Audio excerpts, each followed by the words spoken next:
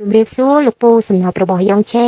តើលោកពូសុខទុក្ខយ៉ាងណាដែរនៅម្នាក់ឯងចឹងមិនអីទេណាគ្រាន់តែរៀនស្ដីបន្តិចចូលតែរត់ដល់មានអ្នកជជែកជាមួយចុះឯងវិញការសិក្សាដើររលូនទៅមុខតែបាទយ៉ងឆេមិនអាចឲ្យលោកពូអស់សង្ឃឹមនោះទេពីមួយថ្ងៃទៅមួយថ្ងៃការវឹកហាត់ក៏ដូចជាការអនុវត្តគឺយ៉ងឆេជួយទឹកដាក់ខ្លាំងណាស់មិនអាចឲ្យបាត់មួយជំហានណានោះទេ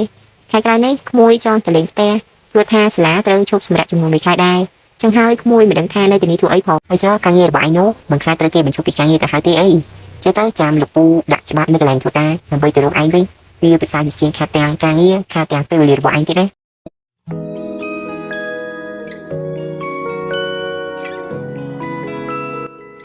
អញ្ចឹងក៏បានដែរណាលោកពូលោកពូក្មួយសុំទៅរៀបចំអាហារសិនណាយ៉ងឆេចេញពីរៀនមិនទាន់បានញ៉ាំអ្វីនោះទេមកដល់ភ្លាមនឹករលឹកដល់លោកពូតែម្ដងបាទប៉ុណ្ណឹងសិនហើយណា Sayonara love youលោកពូមកមក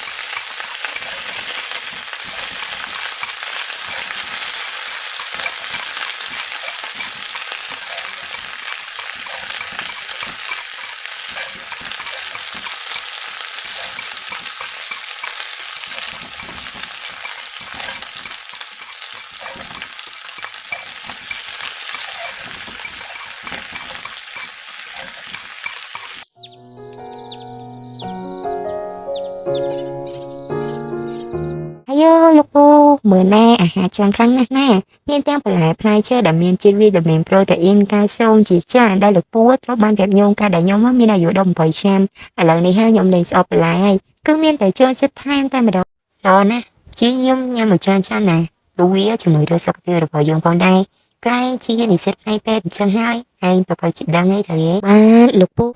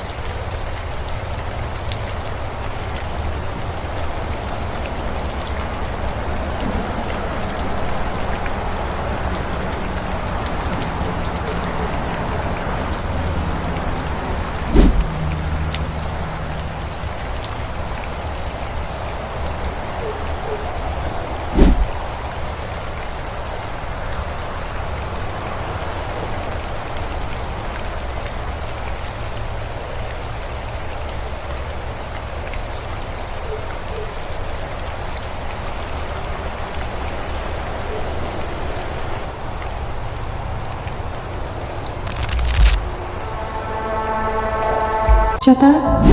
នឹងឯងលោកមុនលោកគ្រូបានដាក់លំហាត់ homework ឲ្យធ្វើចង់ឲ្យលើនាំគ្នាចូលបណ្ដាក់នៅតុគ្រូមកយើងគេទាំងអស់គ្នាណែលំហាត់គឺការអ្វីដែរទៅមិនក៏ខ្ញុំមិនដឹងអ្វីសោះចោះអ្នកនៅក្នុងផ្នែកទាំងអស់នេះខ្ញុំមិនដែលនិយាយជាមួយពួកគេទេតែគួរតែសួរអ្នកណាទៅទោះហើយណាសមមួយដែរបានអត់គូតែមិនសាមញ្ញ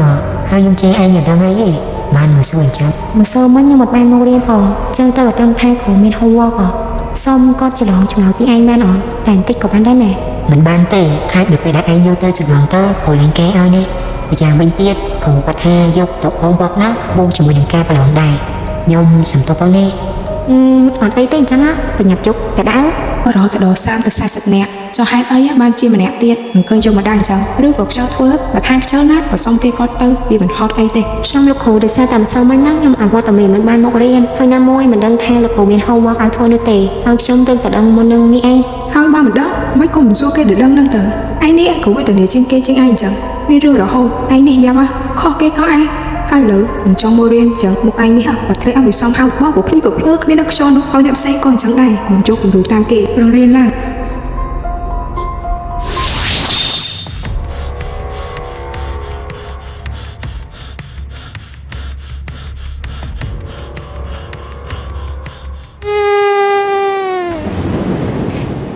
នេះគ្រាន់តែជាការយល់សប្តិទេខ្ញុំពិតជាខ្លាចខ្លាំង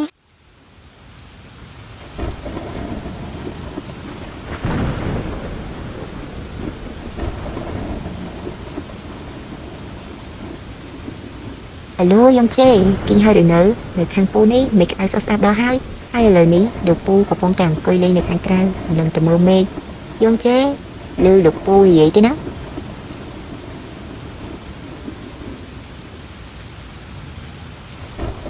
យ៉ងជេ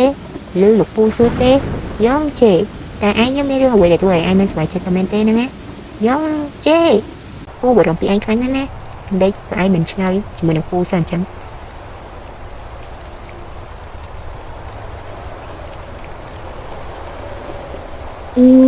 មិនមានអ្វីនោះទេយ៉ងជេគ្រាន់តែយកសពមិនល្អតែប៉ុណ្ណោះឥឡូវនេះអីឃើញអ្វីដែរតើអាចប្រាប់ពូបានទេឥឡូវជប់ជ្រៅណាស់ហើយគួរតែគេងយកកម្លាំងទៅរៀននៅថ្ងៃស្អែកឃើញទៅចាំពូច្រៀងកន្លងណាថ្ងៃនោះមកដែលយើងជួបគ្នាតែថាគួរជារងใจដនតែពេលបងបានដឹងមុនថាពួកយើងមាននិស្ស័យតែគេសួរទៅពីដងថាជីវិតនេះដូចជាខ្វះអ្វីពេលបានជួបគ្នាចរណៃតែបងដឹងចំឡើយមកទៅមានរំអអូនហើយជីវិតបងមានន័យអាចក្បែរថ្លៃមានក្តីសំលេចទេ